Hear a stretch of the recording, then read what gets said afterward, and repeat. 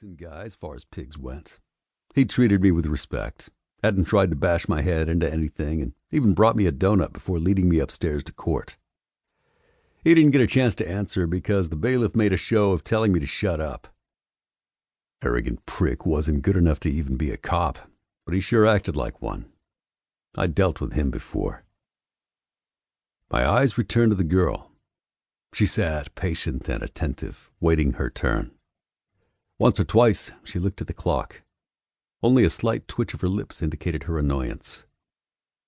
After what seemed like an eternity, the bailiff called the next case, and the girl stood up. She hauled a battered briefcase over her shoulder and stepped through the swinging gate up to the table across from where I sat. Holy shit. If I'd been anywhere else in the world, I would have whistled long and low to express my appreciation for the soft curves of her body. The skirt she wore fell to her knees, but it clung to all the right spots and showcased a fantastic set of calves. Her modest heels clicked over the wooden floor, calling my attention to her slender ankles. I was so busy drooling over her, I missed it when she stated her name. The dickhead bailiff brought over a chair and actually smiled at her. She thanked him politely. The judge made some chit-chat with her, and she let out a girlish giggle. People seemed to know her, like her. "Attorney Kendall?" "Yes, Your Honor." She stood up. Ah, she was a lawyer. That explained the chit-chat. She argued some civil matter I didn't understand or care about. I listened to her make her case and watched her sit down. Her opponent didn't have a lawyer. He bumbled around and generally made a fool of himself. She listened with a passive expression, then argued her position again. The judge ruled in her favor. I wanted her. In more ways than one after her performance. The courtroom was almost empty. My guys still occupied the back row, but that was it. If my lawyer didn't show up soon, I'd be screwed. I nudged Deputy Brown with my elbow. "Can she represent me?" "I don't think she's a criminal attorney." "Just for the arraignment, to get me out." "I'll ask." The deputy motioned to the bailiff to watch me and went to talk to the clerk. She nodded, and when the judge had a moment, she whispered in his ear. Fuck. The girl was putting her stuff away and getting ready to leave. I really wanted her. I mean, I wanted to fuck her, of course, but I also wanted her to represent me. People seemed to like and respect her.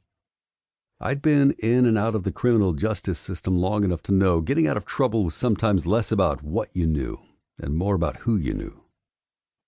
If I'd gotten picked up in a different county, I could have used my connections to make this go away. Here, I was kind of stuck. I needed her. "Attorney Kendall, could you stay and do an arraignment, please?" the judge asked off the record. Her jaw dropped and the color drained from her face. I'm not a criminal attorney, Your Honor," she stammered. "It's pretty simple. Mr. North's attorney got delayed. Don't make me appoint you," he teased. "Well, just for the limited purpose of this arraignment?" she asked with a hopeful lilt to her voice. "That's fine." The judge waved me over next to her. Her big eyes widened in shock as I lumbered over. I was mildly insulted. Had she really not noticed me the entire time I'd been sitting there? "I can pay you," I whispered down to her. She looked startled. "It's okay. What are we dealing with?" I liked the way she said we. "Weed." She gave me a blank stare. "Marijuana. Got caught with a couple blunts." Acting on a bad tip from one of the club's many enemies, the cops had been hoping to pin a whole hell of a lot more on me. This was why, instead of ignoring the weed like most cops did these days, I was standing here in shackles and the orange jumpsuit. "Huh, geez." She rolled her eyes. At me or the charge, I wasn't sure. "Do you have a record?"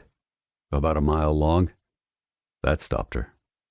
She stared up at me, searching my face for the truth. Apparently deciding no one would joke about that, she nodded her head. "Can you post bail? Do you work? Have a family?" Yes, and yes. She didn't ask what kind of work, or what kind of family for that matter. "Your Honor, I've had a chance to confer with my client."